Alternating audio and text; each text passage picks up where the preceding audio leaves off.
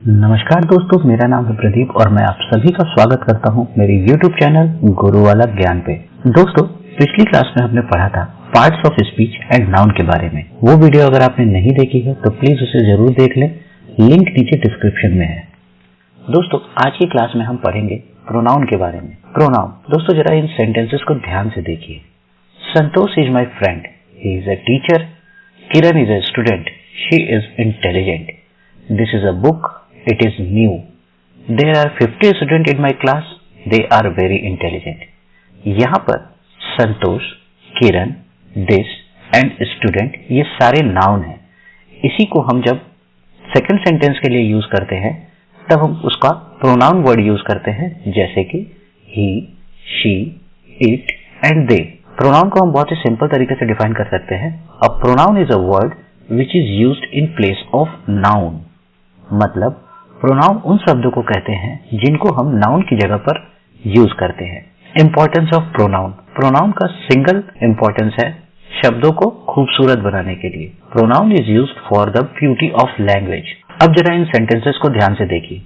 Ramesh is a good boy. Ramesh is good in studies. Ramesh father is a farmer. यहाँ पर रमेश के लिए हमने 3 सेंटेंसेस यूज किए हैं। तीनों में रमेश का नाम बार बार रिपीट हो रहा है, जो कि इस सेंटेंस को खूबसूरत नहीं बना रहा है। अगर इसी को प्रोनाउन का यूज करते हुए हम लिखें तो यही कुछ ऐसा दिखेगा। Ramesh is a good boy, he is good in studies and his father is a farmer.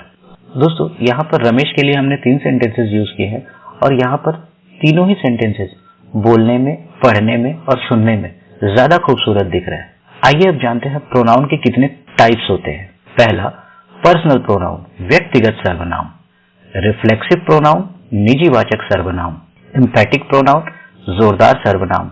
Possessive pronoun, अधिकारवाचक सर्वनाम। डेमोन्स्ट्रेटिव प्रोनाउन, संकेतवाचक सर्वनाम। इंट्रोगेटिव प्रोनाउन, प्रश्नवाचक सर्वनाम। रिलेटिव प्रोनाउन, संबंधवाचक सर्वनाम। इंडेफिनिट प्रोनाउन, अनिश्चयवाचक सर्वनाम। डिस्ट्रीब्यूटिव प्रोनाउन, वितरणवाचक सर्वनाम। और रेसिप्रोकल प्रोनाउन, युक्त क्रमवाचक सर्वनाम। आइए अब इन सबको एक एक करके आसान भाषा में समझते हैं। पर्सनल प्रोनाउन, जिसको हिंदी में हम व्यक्तिगत सर्वनाम कहते हैं। Pronouns which are used in place of name or person or things are called personal pronoun। मतलब वह प्रोनाउन जो किसी व्यक्ति या वस्तु के लिए प्रयोग किया जाता है उसे हम पर्सनल प्रोनाउन कहते हैं। Example, I, we, you, he, she, it and they। अब जरा इसको एग्जाम्पल के तौर पे समझते हैं। Santosh is my friend, he is a teacher. Kiran is a student, she is intelligent. This is a book, it is new. There are 50 students in my class, they all are intelligent। यहाँ पर संतोष, किरण, this, student ये सारे ही noun हैं और इसी noun को हम second sentence में जब प्रोनाउन को यूज करते हुए लिखते हैं तो इसके बदले हम यूज करते हैं he, she, it and they। Second है रिफ्लेक्सिव प्रोनाउन, निजवाचक सर्वनाम। The pronouns myself, ourself, yourselves, himself, herself, itself and themselves are known as reflexive pronoun। These pronoun reflect the action of a verb on the subject itself। अब इसको थोड़ा detail में समझते हैं। Personal pronoun के अंत में सिंगुलर में सेल्फ तथा प्लुरल में सेल्स लगाकर जो प्रोनाउंस बनाए जाते हैं उन्हें हम रिफ्लेक्सिव प्रोनाउन कहते हैं। जब सेंटेंस में सेल्फ प्रोनाउन के प्रयोग से काम करने का प्रभाव खुद कर्ता पर पड़ना प्रतीत हो तब हम कहेंगे कि ये रिफ्लेक्सिव प्रोनाउन है। यदि किसी वर्ब का सब्जेक्ट और ऑब्जेक्ट एक ही व्यक्ति या वस्तु रहे तो ऑब्जेक्ट के लिए रिफ्लेक्सिव प्रोनाउन का प्रयोग करते हैं। Example, he spoiled himself, you hurt yourself, they fought among themselves. यहाँ पर हिमसेल्फ, योरसेल्फ, आवरसेल्फ तथा देमसेल्व्स उपयुक्त वाक्य में रिफ्लेक्सिव प्रोनाउन है। एम्फैटिक प्रोनाउन, निश्चितवाचक सर्वनाम। Emphatic pronouns are pronouns used for the sake of emphasis on noun और प्रोनाउन। मतलब निश्चितवाचक सर्वनाम वे सर्वनाम हैं जिनका उपयोग संज्ञा या सर्वनाम पर जोर देने के लिए किया जाता है। जब रिफ्लेक्सिव प्रोनाउन नाउन या प्रोनाउन पर जोर देने के लिए प्रयोग किया जाता है तब ऐसा प्रोनाउन को एम्फेटिक प्रोनाउन बोलते हैं। एम्फेटिक प्रोनाउन का प्रयोग नाउन या प्रोनाउन के बाद जोड़ बनाने के लिए होता है। Example, he himself did this, they themselves took the decision, she herself admitted it, you can yourself talk to him. यहाँ पर ही के बाद हिमसेल्फ लगा है, दे के बाद देमसेल्व्स लगा है, शी के बाद हरसेल्फ लगा है, यू कैन के बाद योरसेल्फ लगा है। इन सारे ही वर्ड्स को हम एम्फेटिक प्रोनाउन कहते हैं। पोजेसिव प्रोनाउन, जिसको हिंदी में हम अधिकारवाचक सर्वनाम कहते हैं। The pronoun which is used to denote possession और ownership is called possessive pronoun. जिस प्रोनाउन का प्रयोग अधिकार या स्वामित्व का बोध करने के लिए किया जाता है उसे पोजेसिव प्रोनाउन कहते हैं। Example, mine, ours, yours, hers, his तथा देयर्स पोजेसिव प्रोनाउन है। इनका उपयोग अधिकार दिखाने के लिए किया जाता है। अब इसको जरा हम एग्जाम्पल के तौर पे समझते हैं। This table is mine, this chairs are ours, this book is hers, that is yours, those are his property, those are their house.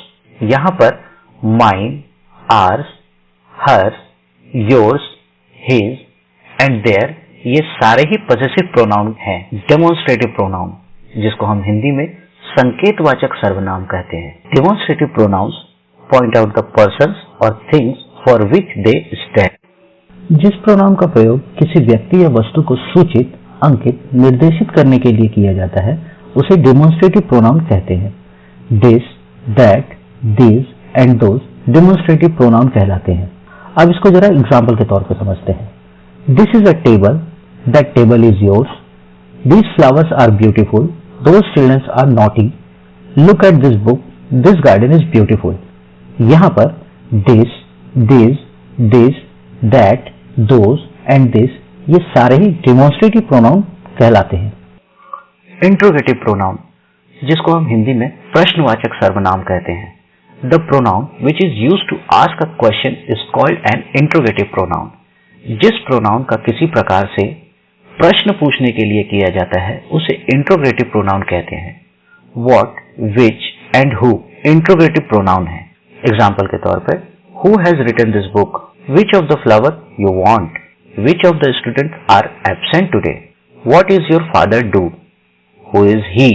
यहाँ पर विच, हु, व्हाट ये तीनों ही इंट्रोगेटिव प्रोनाउन है। रिलेटिव प्रोनाउन, संबंधवाचक सर्वनाम। The relative pronoun stands instead of a noun and also joins sentences।